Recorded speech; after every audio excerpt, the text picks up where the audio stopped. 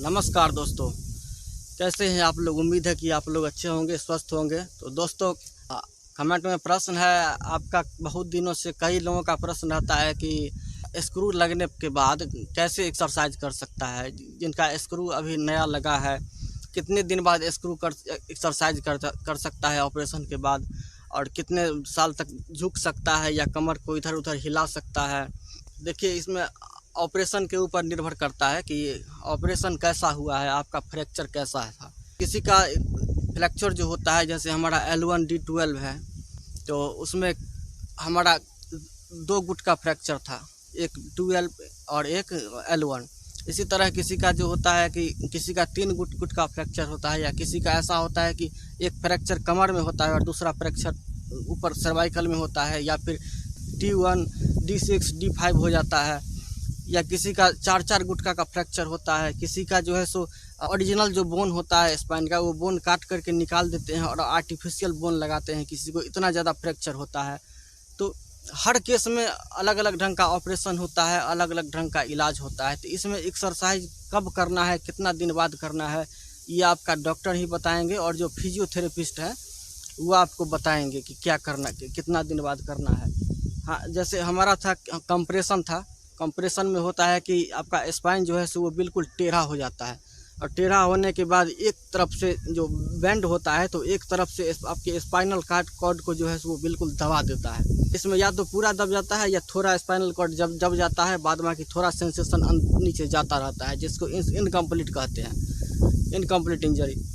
तो इस केस में एक गुटका 2 गुटका घिसा रहता है, तो ये इसमें कम जख्म होता है। तो इस 1-1.5 महीने के बाद एक्सरसाइज शुरू हो जाता है। जैसे हम अपना अनुभव बताते हैं कि हम जैसे आए थे, हम 13-14 दिन के बाद ऑपरेशन के बाद घर आए थे। उसके 1.5 महीना बाद हम गए थे फिर दोबारा दिखाने के लिए डॉक्टर से। तो डॉक्टर साहब बोले थे कि एक्सरसाइज कर रहे हो। तो हम बोले कि एक्सरसाइज तो नहीं हम कर रहे हैं, आप बताए ही नहीं। तो कहे कि पुर्जा पर लिखे हुए थे एक्सरसाइज के लिए। तो हम बोले कि पुर्जा पर लिखा हुआ था, लेकिन हमको पता नहीं था, आपको बताना चाहिए ना था कि एक्सरसाइज करना है। बता दिया कि पुर्जा पर फिजियोथेरेपी प्रोवाइड किए हुए हैं।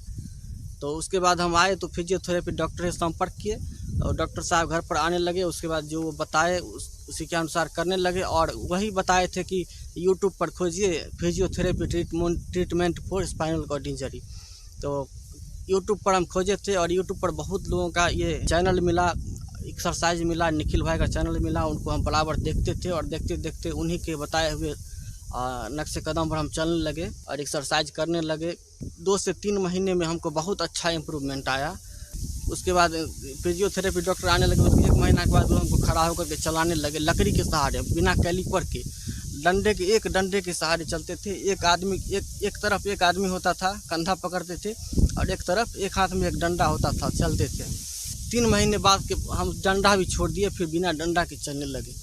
5-6 महीने बाद हम फिर गए थे पटना डॉक्टर से दिखाने के लिए। तो वो आश्चर्य में डूब गए देख करके कि कह रहे थे कि हमको तो विश्वास ही नहीं हो रहा है कि तुम है, तो कैसे चल ले बिना डंडे के चल रहे हो, हमको तो यकीन नहीं हो रहा है।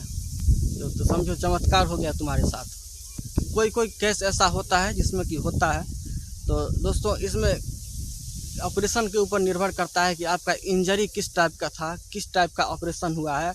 इसके बाद वो डॉक्टर ही तय करेंगे कि आप कितना दिन बाद झुक सकते हैं, या आप वैसे तो नया ऑपरेशन होता है तो 15-20 दिन तक तो करवट भी लेने के लिए नहीं बोलता है खुद से। करवट अगर कोई लेना, किसी को तो करवट लेने का क्षमता नहीं होता है, सेंस गायब हो जाता है, और किसी को क्षमता होता है तो उसको करवट नहीं लेने देते हैं। करवट कराने के लिए जो 2 आदमी का ज़रूरत पड़ता है कि उसको ढंग से करवट कराएं, और करवट नहीं कराएगा तो फिर बेड सोर तो होना ही होना है। करवट कराने के बावजूद जब बेड सोर हो जाता है तो करवट नहीं कराएगा तो और सर जाएगा, कैंसर पकड़ लेगा सर करके। ये डॉक्टर ही बताएंगे, हम इसमें क्या बता सकते हैं। हाँ, अगर छोटा जैसे एक गुटका आपका ख़राब हुआ, फ्रैक्चर हुआ, जैसे L1 ख़राब हुआ, या L5 ख़राब हुआ, या L1D12 है, L1T12 है, L1 L4 है, L2 L5 है, या सैक्रम का है।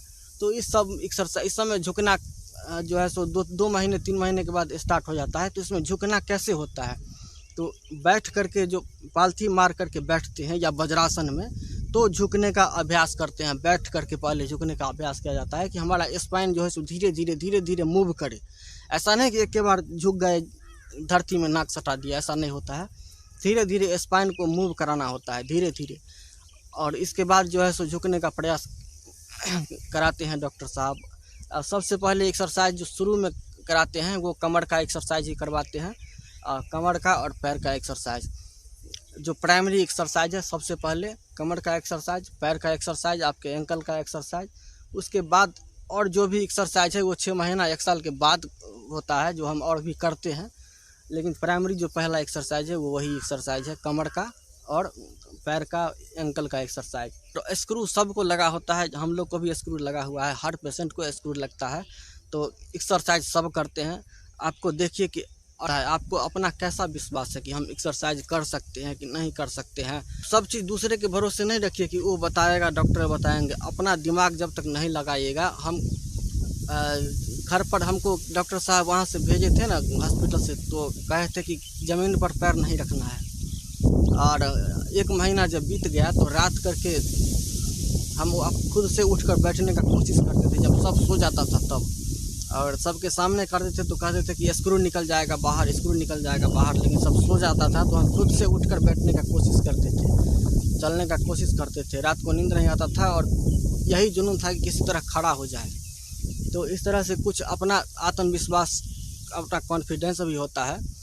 और हर चीज़ डॉक्टर पर ही नहीं रखिए। आपका अपना विश्वास क्या है, आपको खुद ऐसा लगता है कि हम कर सकते हैं, एक्सरसाइज झुक सकते हैं, शुरू कर दीजिए। स्क्रू कमर में लगा होता है, पैर में नहीं। पैर का तो कर सकते हैं, जांघ का तो कर सकते हैं। जानकारी आप लोगों को कैसी लगी कमेंट में ज़रूर बताइएगा। तो मिलेंगे फिर अगले वीडियो में। जय श्री राम, प्रणाम।